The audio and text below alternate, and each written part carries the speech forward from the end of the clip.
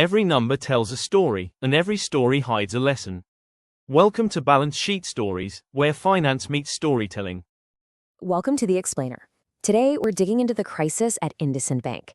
We're going to use their own financials and the investigative reports to figure out how a bank that looked perfectly healthy on the outside could suddenly find itself at the center of a massive storm of fraud and financial loss.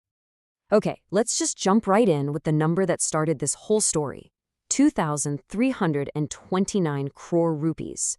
Now, get this. That's not profit. That is the staggering net loss that IndusInd Bank reported for just one single quarter. You know, a number like that, it doesn't just pop up out of nowhere. It's a giant red flag that something has gone terribly, terribly wrong. And that right there is the big question, isn't it? I mean, we're talking about the bank's first quarterly loss in nearly 2 decades. So how do you go from posting record profits one year to suddenly being deep in the red? Well, the answer is a lot more complicated than just a bad quarter or a few bad investments.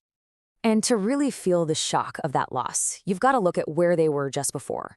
I mean, look at this. The trend was crystal clear. The numbers were just going up, up, and up. From 4,600 crore in 22 to almost 9,000 crore in 24. This wasn't a bank that was struggling. This bank was absolutely crushing it.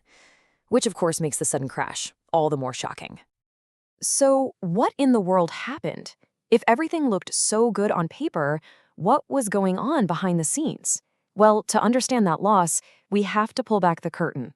Because while the bank was posting those shiny profit numbers, something else was festering on the inside. Yeah, this wasn't just one thing going wrong.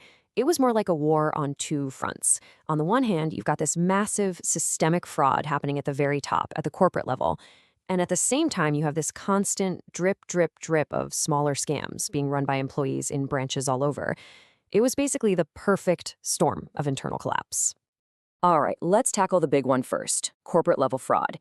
This is the really scary stuff because it means the very numbers the bank was showing to the public, to you, to investors, might have been fake. We're talking about allegedly cooking the books, making assets look more valuable than they were, hiding losses, and the worst part is, it looks like senior management may have been on it. And the source material points to 2 huge black holes. First, a derivatives fraud worth nearly 2,000 crore, apparently hidden for years.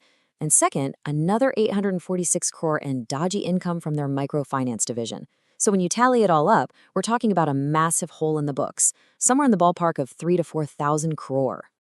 And this timeline, wow, it just lays it all out, doesn't it? It shows this wasn't one big explosion, it was a slow-motion demolition. You see this constant drumbeat of arrests for employee scams, and then bam!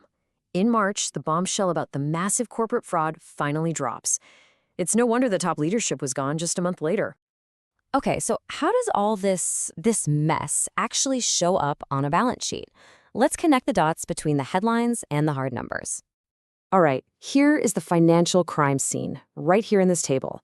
You see that net loss right at the top? Sure. But the real clues, the real smoking guns, are those other 2 lines, provisions and gross NPAs. Those are the financial fingerprints of everything that went wrong. So you might be asking, what the heck is a gross NPA? It's actually super simple. NPA just stands for non-performing asset. Think of it as a bad loan, a deadbeat loan. It's a loan where the borrower has just stopped paying for about 3 months. And for a bank whose whole business is lending money, that's a huge, huge problem. And look at this. You can see just how bad the problem got and how fast. The bank's percentage of these bad loans just skyrocketed. Going from under 2% to over 3% in a single year, that is a massive red flag. It tells you the quality of their loans took a nosedive. So here's the kicker. Because all these loans suddenly went bad, the bank was legally forced to stuff a ton more cash into its rainy day fund for loan losses. You know, what they call provisions. And by a ton more, I mean they had to increase that safety net by a mind-blowing 165%.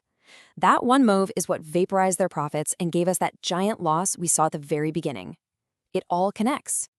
But, you know, this story isn't just about numbers on a spreadsheet. These things have real-world consequences for real people. So let's talk about the human side of all this, the investors and the customers who got caught in the middle.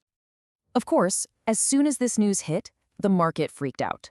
And when I say freaked out, I mean it. Investor confidence just vanished. Poof. The bank's stock price got sliced in half. We're talking billions of rupees in wealth that just disappeared from people's portfolios. And online, people were furious. You could just feel the outrage on platforms like X. It wasn't just, oh, I lost money. It was, how did they get away with this for so long? People immediately started making comparisons to other massive banking failures. And when that starts happening, trust is completely shattered. And this is where it gets really personal for everyday folks. This wasn't just happening in the boardroom. Look at this list from the source material. This is what was happening to actual customers. Unauthorized credit card charges, accounts being frozen, money disappearing from the app, just a laundry list of nightmares. It's the clearest sign that the rot at the top was trickling all the way down and hurting regular people. So, where do you even go from here? With the bank's finances in turmoil and public trust totally shattered, what's the plan?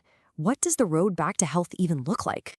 Well, for their part, the bank is doing damage control. They're putting out fraud awareness booklets, the new leadership is talking about a clean slate and promising ethics reforms. But let's be real, the challenges are immense. They've got to stop customers from pulling their money out.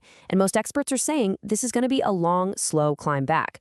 We're talking 3, maybe 4 years, if not more. And that leaves us with a final, really big question here, one that goes way beyond just IndusInd Bank. When a financial institution's internal controls failed this completely, from the very top all the way down to the local branch, it raises a fundamental challenge. Can public trust ever really truly be restored? It's a tough question, and it gets to the heart of the very fragile trust we place in our entire financial system.